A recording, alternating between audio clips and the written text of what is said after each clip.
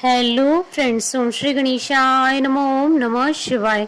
आप सभी का स्वागत है आपके अपने यूट्यूब चैनल पर। फ्रेंड्स, आज हम आपको इस वीडियो में बताने जा रहे हैं पुरुषोत्तम मास महात्म्य की 9वें अध्याय की कथा के बारे में। फ्रेंड्स, वीडियो शुरू करने से पहले आपसे रिक्वेस्ट है, अगर आप हमारे चैनल पर नए हैं और आपने अभी तक चैनल को सब्सक्राइब नहीं किया है तो प्लीज सब्सक्राइब कीजिएगा चैनल को, साथ ही प्रेस कीजिएगा बेल आइकन को, जिससे नए वीडियो से रिलेटेड नोटिफिकेशन आपको तुरंत प्राप्त हो सके।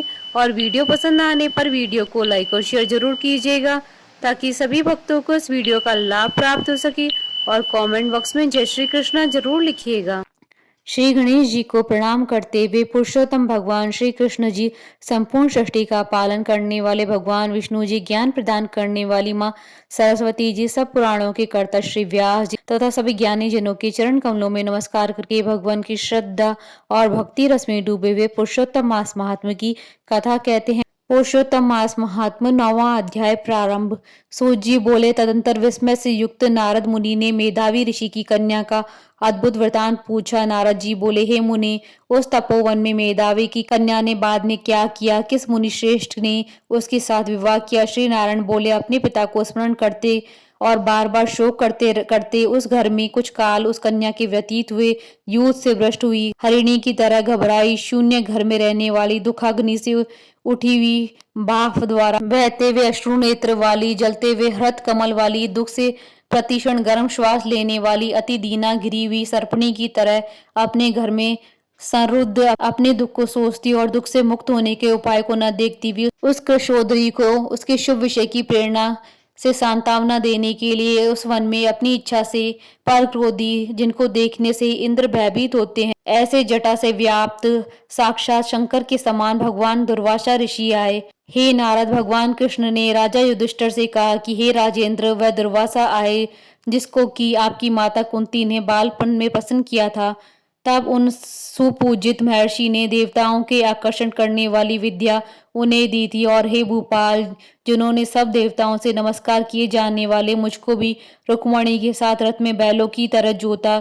दुर्वासा को बैठा कर रथ खींचते हुए जब हम दोनों मार्ग में चलने लगे, तब चलते चलते मार्ग में अति तीव्र प्यास से सूख गए थे तालु और ओष्ठ, जिस पर रुक्मणी की ऐसी जल चाहने वाली रुक्मणी ने जब मुझे सूचित किया, तब कंधे पर रथ की जोत को रखे हुए चलते चलते ही पांव के अग्रभाग से पृथ्वी को दबाकर रुक्मणी के प्रेम के वशीभूत मैंने भोगवती नाम की नदी को उत्पन्न किया था।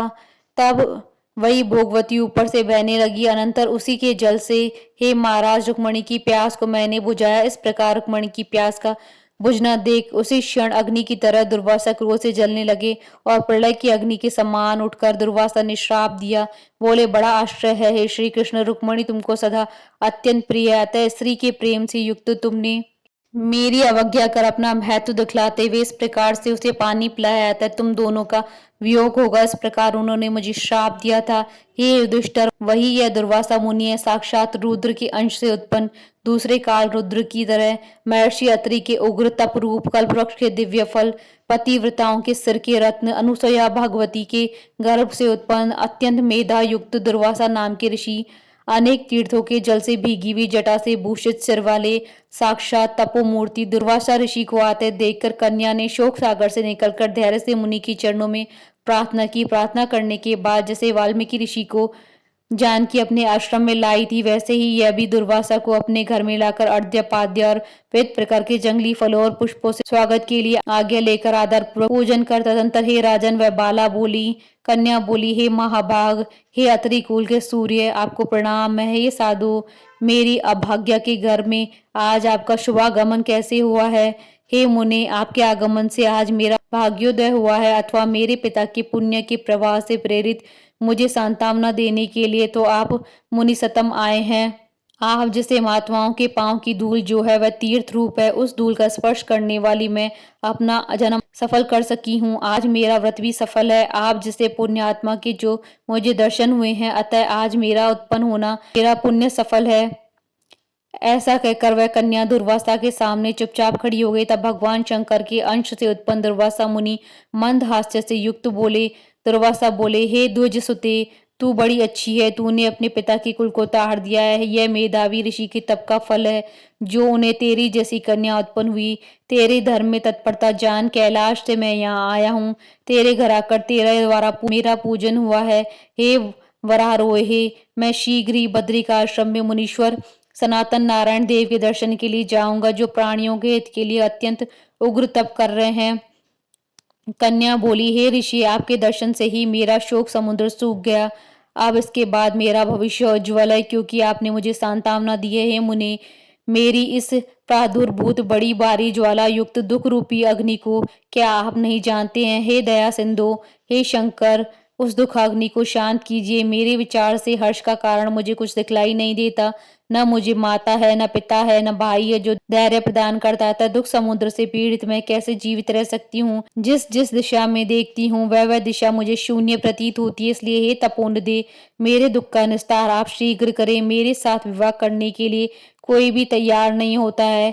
इस समय मेरा विवाह ना हुआ तो मैं फिर वर्षली शूद्रा हो जाऊंगी। यह मुझे बड़ा भय है। इसी भय से मुझे निद्रा नहीं आती है और न ही भोजन में मेरी रुचि होती है। हे ब्राह्मण, अब मैं शीघ्र ही मरने वाली हूँ, यह मेरा उस समय निश्चय है। ऐसा कहकर आंसू बहाती हुई कन्या दुर्वासा के सामने चुप हो गई। तब दुर्वासा कन्या का दुख दूर करने का उपाय सोचने लगी। श्री नारायण बोले, इस प्रकार मुनि कन्या के वचन सुनकर और उसका अभिप्राय समझकर बड़े क्रोधी मुनिराज दुर्वासा ने उस कन्या का कुछ हित विचार पूर्ण कृपा से उसे देखकर सारभूत उपाय बतलाया। इति श्री वृहद नारद पुराण पुरुषोत्तम मास महात्मा नवम अध्याय संपूर्ण। बोलिए भगवान विष्णु की जय, सनातन धर्म की जय। हमारे साथ इस वीडियो में अंत तक बने रहने के लिए आपका धन्यवाद। ओम श्री गणेशाय नमः। जय श्री कृष्णा।